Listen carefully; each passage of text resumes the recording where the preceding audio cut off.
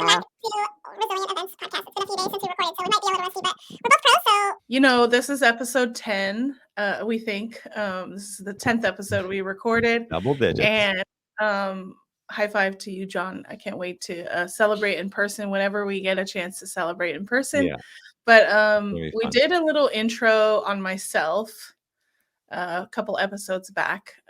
And you can't get to 10 episodes without really getting to know the people behind the podcast or video show or live show, whatever it is, because, you know, it's important to know who's giving you the advice, and maybe we'll pick up on some extra topics or some things that you might want to learn about us. So today's episode's all about you, John. Yay. How do you feel about that? I'm feeling rusty, but I think we're real. We're rusty, but real, right? I like that. Yeah. Real, resilient event show. Russ, what we need to think of another R word. R, yeah. Yeah. Okay. Then we'll be pirates. No. And not dinosaurs. Okay. Yeah. So we are going to go through a little bit about your past professional history, how you got into events. But I really, really, really just want to start off. I heard a rumor that you used to manage a paintball field. Rumors. I did manage a paintball field. Yeah, let's start there. At the ripe age of 17, believe it or not. So nice. Short story, I was working at Dairy Queen, which is, I don't know if you have Dairy Queens in America. Yes, all right. Slanging burgers and ice cream. And the lady that drove through the drive-through liked my service so much, she's like, you should leave this place and come work for me. And I was like, okay. She gave me her number. And the next weekend I quit Dairy Queen and I was working at a paintball field. Great. Super fun. And turns out I just worked harder than most paintball field people. So she had me as being like the boss after basically a month on the job. Wow. And I was ordering around 40-year-olds. That's awesome. Yeah. I'm sure they love that. But yeah, it was super fun because most of our business was like stags. So people on like before they get married, if people don't know the term stag. That's a bachelorette for our American audience. There you go. Yeah. And I ended up like, so I was like ordering, like, I had like this really tight, like army green MASH shirt. And I was like ordering around like a teams of 30-year-olds, like telling them like, nice. Like a military sergeant. It was amazing. But so that was kind of like my first event experience in the first, like kind of speaking to a crowd, right? Ordering around groups of like 30 older people was weird at that time. But you rocked it because it led you to being comfortable on camera right now in front of everyone. Super fun. And yeah, just in that, I just learned that the more you can entertain people while you're speaking to them, the more you capture their attention, right? Right. So that helped. And then there's a something to say with the gift of gab. Sometimes we just have to like be thrown into it. I'm sure you like were not worried about talking to this group. You just did it because you had to do it. That's right. Yeah. We definitely, I mean, if I think about like my involvement when I was younger too, like I was not forced, but like up in front of crowds and it was fine. Right. But you get older and you're like, oh no, I can't do this. But like you totally did it when you were younger. So yeah, it's a good reminder. Yeah, absolutely. And then somehow it's just because my neighbor did it, I became a garbage man. Yeah. And I did that for a couple of years, and it was better money than the paintball field. A lot of work. I think that my heaviest day, I put 70,000 pounds on the truck in a day. Wow. Like wild. And ran like 10 miles, right? So you weren't on those like new age ones where you like do the lever and like the old stinky style where you pick it up with your hands. It was the stories you don't want to hear. Maybe when we meet in person, I can tell you about those. Oh, thank you. Those aren't going on the air. I will write that down. I can't wait to hear those garbage stories. Exactly. And then started moving on up, became a bartender. So one of my garbage friends moved to Big White Ski Resort. And I was like, what are you doing living at a ski resort? He's like, man, you just got to try. And so I went and visited him, and like I was there for 1 weekend and made the decision to move out. Nice. And the only real way to make money at a ski resort is a server bartend. So I was bartending. I'd only been a bartender for 2 weeks by the time I got there. And 2 months later, I was managing one of the biggest venues on the hill. Wow. And say managing, I was like the nighttime manager. So I'd manage the nighttime staff, but then I was also running events. And so we took it from like the seediest dive bar you've ever seen in your life into the busiest nightlife place by the end of that season. And so I think there's one stat in the month of December, which is the busiest month at any ski hill. We doubled their sales over the previous year. And it was just by doing like regular event programming that was super interactive for the people that showed up. So just like what are we talking about? Jam nights. So like getting people up on stage, which they promote themselves, right? So they're always telling their friends they're going to be playing on stage. So it like really promotes itself. Totally illegal now, but we were doing boat races. That's like 4-person drinking teams where they race each other to drink beers. That was super interactive and probably I don't know, like deadly, bad alcoholism kind of things. Right. But and then other things, just like bringing in DJs and then letting people doing like a DJ jam night as well, where we'd let them use the equipment, so people could choose their own music. So it was all about that interactivity. Now I want to go. It was a good time. But yeah, that got me really into sales, or sorry, like really into like promotions. I mean, in terms of like getting things done at the bar. And yeah, eventually it got to the point where I really thought that I could do better than the owner. Right. Yeah. And so for me, for whatever reason, being stupid and young, my first thoughts was like, I'll go to school for this. So I went to business school. Left the mountain, went to business school with a plan of creating my own business someday. Well, I mean, that's definitely the way to go, I think. I mean, it led you here, but it's interesting that you wanted to go to business school, because I think, well, I mean, I don't know if it's like a gender thing, but like I was involved in events and all that, but I never thought about going to business school, no matter how, until like after, when I actually had a business, right? Like what can I learn that I haven't learned, on the job? So it's pretty interesting. But at the same time, I think I could have got further faster if I just started a business. I don't know, or maybe done You both never at once. know. Yeah, it's kind of hard to say, right? I think it's people's learning styles and how they apply things, because you can learn everything in a book, but that doesn't necessarily give you the right. I mean, it could prevent you from actually starting a business because you haven't done all the things that they say you need to do. I think that you can know everything from a book, but knowing is not actually like learning at the same time. Like it's learning is more like when you build habits of like how to get things done, and you don't have to think about it to get it done. Right. Does that make sense? Like when it's practiced, right? If you just think about it, it's not actually doing it. Again, it's planning, it's not doing, right? The ideation phase of any business or idea is fun because you can be creative. There's not a set thing, but then you could get stuck, like you said, in the ideation of it and not actually implement anything to see, and implementing like an MVP product or implementing something to like test it. You may never get there because you didn't do all these other things that you're told to do or whatever. Yeah. So. Right. But yeah, in business school, went through a couple different ideas of what I would do, but definitely fell in love with like the software as a service business model. It's like the ultimate dream. Like in theory, you can create this software that people just know how to use it, and they just keep paying you money, and you don't have to build any more software. Right. Yeah. Turns out that's really, really, it's easy to build software. It's really, really hard to build software that people want to pay for and they can use all by themselves. Definitely. Right. And so we're working on that day after day. Yes. So, okay. So you did business school, but you were just doing your side jobs while you were in business school. And then what was the first thing that came out of? That was Buzz It 1.0. Yeah. And so the original version of it started from an event. So it was actually when I was still in business school. I was at a fair. I had a really bad experience with a food vendor. There was like 50,000 people there. Like 50 people just lined up for this food vendor. And literally my food was burnt, garbage, and expensive. And I threw it away. And I just like looked at that lineup and I'm like, I'm not going to go tell all these people that all the burgers are burnt because I just don't have the time. But I wish I could somehow share that with them. And this was like 2013. Right. And so I just had like my first smartphone. I was like, how does this have location? It has internet, and I can't easily share information with the people nearby. So that's kind of where it started.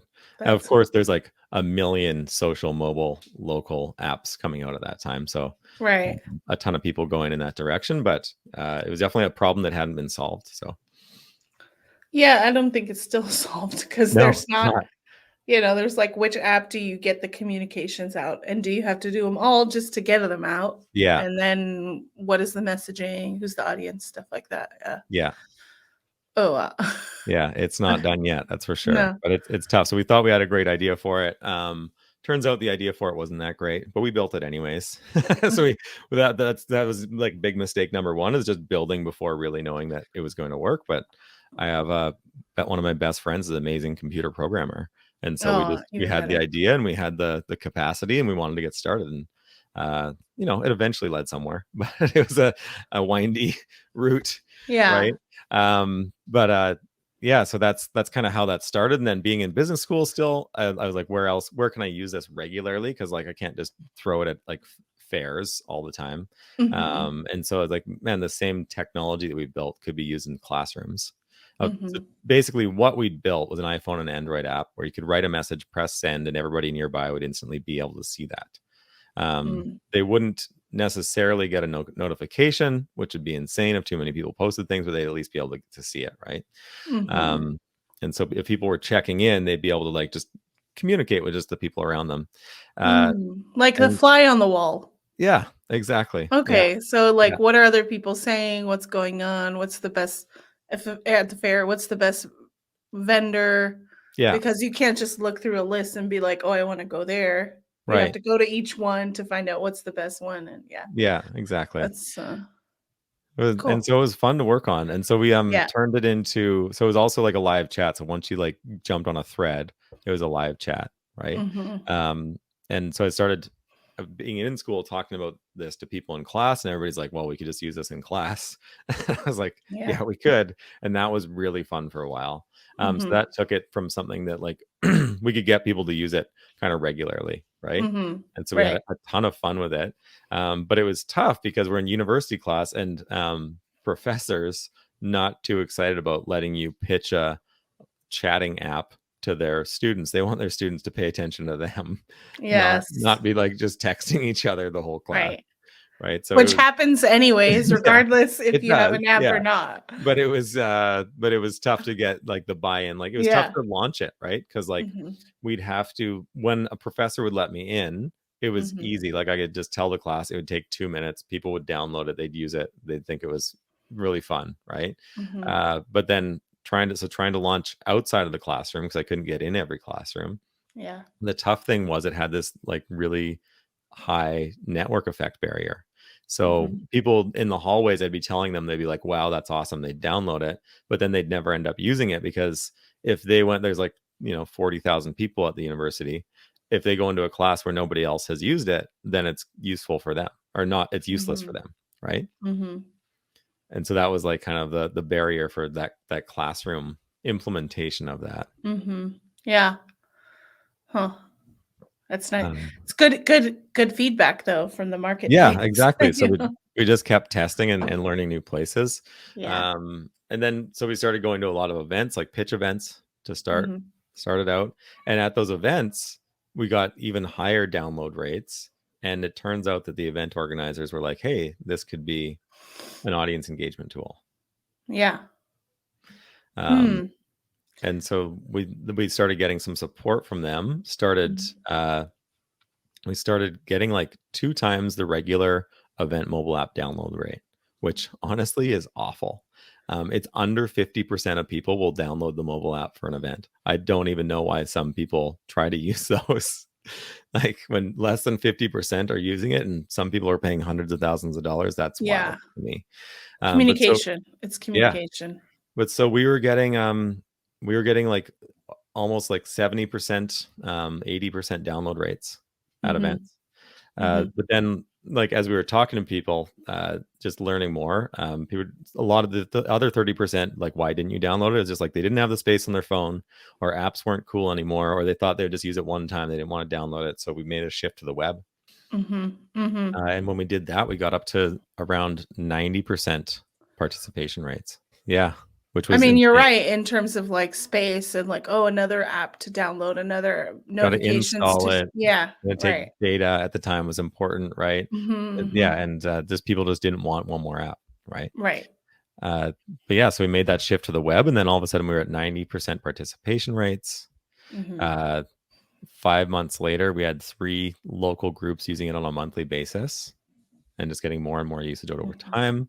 7 months after shifting to the web, we had our first subscriber, and so we thought we were on a rocket ship to the moon. Like Yeah. every startup founder does when they get their first check. So before we go on to like, because I know there's like a big shift, happening after this. What from your perspective, were you doing all of this while also in like startup accelerators? Were you in that ecosystem, or were you building and being in business school? Can you talk a little bit about that? Because I think that experience also helps how you frame your next stage, right? Like knowing where to go from what stage, Sure. ideation Yeah. to implementation, stuff like that. Yeah, and so we started it in when I was still in business school. So that's when the idea came, was like 2013. Actually raised some money and started building it. Started graduated in 2015, raised some money. We were in a lot of startup classes and a lot of startup competitions, so connected in the community, right? Yeah. 2015 we started raising money. By 2016 we had the cash, and so we actually started going on it full time. And Okay. then so I think we launched the first version around like 2017 was when we actually launched that first Android and iPhone app. And just you and your best friend, Yeah. 2-person team. Cool. Yeah. Cool. Okay, so then you were on your rocket ship to the moon. Yeah. And Then this rocket ship to the moon after all these iterations, this was like February 2020. nice. Yeah, good time, right? You are on a rocket ship for a web app For for in-person events events. on February 2020. Yeah. And so next month, that was our first paycheck. And then next month, COVID hits and like every in-person event shuts down. Yeah. Yeah. Lovely. So how does that make you feel? Tell me about that process in your I'm head. stupid, so it made me really excited. No, you're not stupid, but I need Yeah. to. Okay, like tell me about it. What happened? But yeah, it was like, well, just looking at it, like, going back, everybody's like, it's gonna last 2 weeks, right? And we kept believing that it was gonna last 2 weeks for like, Yeah. 2 years. Um, but so like my thoughts on it, like I started, because I couldn't be going to events, I was attending online events that our existing clients were putting on, right? And oh god, did they suck. But not like every online event sucked. Like every single online event sucked forever, Yeah. right? And so it was just like problem after problem after problem after problem. And as a startup founder, that makes me excited, right? Yeah. Because when we have a communication product for events, and there's events where there's like no communication possible, it's like, hey, I think we've got a really good potential opportunity in working to like increase communication, interactivity, and just overall audience engagement at online events. Which I'm glad you brought that up, because we're going to talk about that in our next episode of the psychology behind engagement and why it's important. And Right. we have 2 good stories to share. We won't share them now, but yeah, I'm excited about that one because it's all related. Yeah. Hey. But yeah, so that's me as a startup founder. Problems are cool. I think I've realized that I'm a bit of a chaos addict. So that's like when I'm the most excited. But so we started selling it, and our clients, bless their hearts, were using it. They were doing like Zoom events, some were doing YouTube events, and then they were using our product as like a sidecar product. So like they had like the stream on YouTube or the stream on Zoom, and then they were using our product to like accompany it, make it better. It was honestly tough for people though, to be like, use 2 products at one time, and like people aren't tech friendly enough, so it was tough for them to get the same engagement they would in person, Right. and then so we started working towards, in the pandemic, we're like constantly just evolving, right? But working towards being like a one-stop shop for online events. Right. At the same time, we always were thinking like in-person events were going to come back in 2 weeks. So everything we were building so the same exact product would also work for in-person events. So like literally we were doing this because we were trying to get people onboarded for an event they were planning multiple months out. And they're like, well, how do I commit to a product if I don't even know if I'm going to have a venue or like a Right. live stream? It's like, well, with this, you can use it either way. So if you put all this work into like filling it out with profiles, with all this different, your branding, like everything. If like if we're all blessed and the world opens back up, then your attendees can use it on their mobile devices and in place those paper programs you're going to spend a couple grand on anyways. Right. Oh, that buy-in of paper programs versus digital is like, I don't understand why it's hard now. Still, I'm like, people want paper programs. No, they don't. You're just Nobody does. Yeah. Nobody does. I've actually got a couple in my sock drawer. Yeah. Like, so I don't even keep that's like valuable. paper scraps anymore. My picture's on there. It's in my sock drawer. And I don't know, it costs some event organizer $5. I hope they're knowing that's worth it right now. Side note on that, I also understand that not everyone has a bunch of data on their phone or like free data where they can just load a digital app or a website and like scan it. What if they have like problems seeing? Like, this is a whole accessibility conversation. You almost have to have both, but like, I wish we could go towards like the online resource, because that can be changed at any time. If something updates, you don't have to.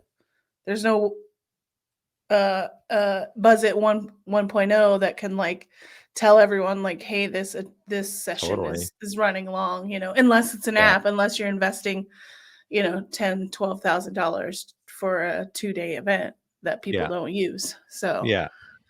Anyways, that's a whole nother episode. Yeah. Absolutely. But yeah, that's the kind of where we really made the biggest shift for us, I guess, for events, was like kind of accidentally becoming a hybrid product. Because really we just our event MVP for our first customer, like, it was weak. There's basically nothing going on there. But it solved some problems. It eliminated paper programs. It made a lot of changes, right? And so they liked that. But then we like kind of accidentally fell into this building for hybrid. And so that's why at this point, from what I'm aware of, we are the only native hybrid product built for single track events. So like the size of events we normally work with. Right. So it's fully on the web. One click, one QR code scan, and people are in. So super easy access, and every audience member can use it, which makes every audience member, whether they're on site or online, have basically the exact same like access, right? And it's very hard to find that in any other product. Right. Almost always online attendees are like second-class citizens. In-person attendees don't even know they're there, and that's why that's why event organizers say, but online events suck. It's like, yeah, it's because you make them suck. Yeah, right. It's not because it's an afterthought, or like you didn't think about your audio, or you didn't think about the engagement, and people don't like them, as I say, you're not doing them well. Yeah, right? Yeah. You're just having a Zoom meeting and it's streaming. That's not an event. Yeah, so you're a full web-based hybrid solution for single track events. Yeah, that's the thing. That's where we are. And so like the hardest thing for us now is like deciding on exactly which market to focus on, because as a chaos addict, I find the real life events where all the money is kind of boring. Like, I love that we can make sales there, but it's like, it feels like there's not as much interesting new ground to explore. Right. So that's the most like difficult thing for myself about like investing my time in it. Even though I know that's going to pay back the most, it's like, I want to do the new stuff. Yeah. As stupid as that is. Online events, definitely, like, people, it's something that's just going to grow so much. Because as people like build out the standard operating procedures for them and start to learn what really works, and people start seeing the payback from it, it's going to be bananas. Like, you like the costs are so much lower. You can do things so much more often. You get so much more information from people. Like, it's kind of insane that it's not fully done yet, but it's just that it's new. And then hybrid is like, there's definitely a big immediate need. But people find it so difficult because there's, again, like barely any standard operating procedure, that it's hard to get people to like, it's a tough customer. It's like herding cats to get people to do it sometimes. Like even if they want to do it, they're like, I want to do it. But it's like, you got to coach them the entire way through. And so that makes it like, it's not really like a scalable SaaS product. It's like, you got to coach people through, which I love doing. I love working with event organizers and kind of helping them through and solving their problems. But it would be hard to make money that way in the long run if we keep focusing on something where I've got to do some hand holding and some guidance, right? So yeah, and the most recent one you were telling me about setting up, their audio, or and even in my case, that I think, you think about the event design, everyone's in the room, you want to make sure that's good, and then you think about the online, and people just forget about that. Hey, we have this tool, just put the camera, make sure the audio, and it's like it's two separate events that need to be and you can't coach. I don't think there's a very few people that can do them, really execute them really well, because you almost have to have two separate teams managing each aspect. You can't just have like one person or one team that's thinking about hybrid from the beginning, right? Yeah, right, exactly. Can't add it in after. You have to have it in the budget, because Yeah, not only does software cost, but AV people cost, and they do. all of that stuff. So yeah, chaos addict. I think that's why we're friends, John. It probably is. Yeah. Cool. Yeah, so focus like for the next little bit is like for myself, continuing, like super excited that we're at show number 10. Yes. This was one of my really big goals for this year, is starting to like call it eating your own dog food. So using online events and live streams to market our own product. I love doing this. If anybody can tell, I have a hell of a lot of fun here. And then if I can do that, and then just I'm going to make myself focus on the in-person events, and then do some coaching around turning them into hybrid when they want to. And so I think that'll help us kind of stand out in the market for the future. Yeah. And I think, as far as getting to number 10, I would say that you are a big part of that, because when I don't want to record, when I feel overwhelmed, I'm just like, nope, I'm not going to do it. And it's like, but we have this time scheduled. So it's very intentional. We're like, do as much focus as we can prior to prep for it. But it's also like, it does help. I think the next stage of our content will be really getting into like more of our expertise, and also talking about things that like may help sell Buzz It more, or like sell my services as an event coordinator, project manager from both sides, since I understand both sides, so I think this is a really exciting time, and I'm glad you're my co-host. Glad we're here.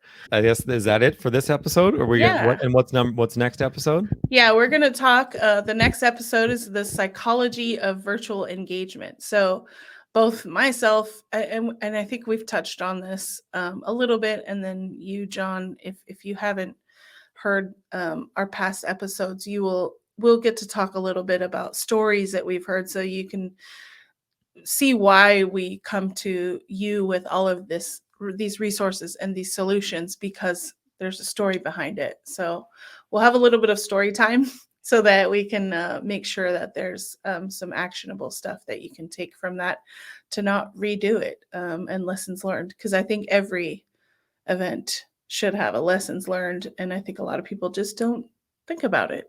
It's done. It's over with. I'm not going to talk about it. No, you have to. Figure it out next year. Yeah, exactly. Oh my God. The worst. So yeah, that is the next episode, Psychology of Virtual Engagement. We will be back here and next week, and hope that you will join us, and make sure that you subscribe on YouTube and visit our website, Rizpod.live, for all the resources. Awesome. Thanks for listening to my TED Talk, everybody. Bye. Thanks for watching Resilient Events. where co-hosts Marissa and Jon provide overwhelmed entrepreneurs with a comprehensive strategy for using podcasts, live streams, and events to establish expertise in any industry. With real-life examples and events expertise, they'll help you finish planning and start doing. Only on the 100 TV network. Visit Rizpod.live for show extras and freebies.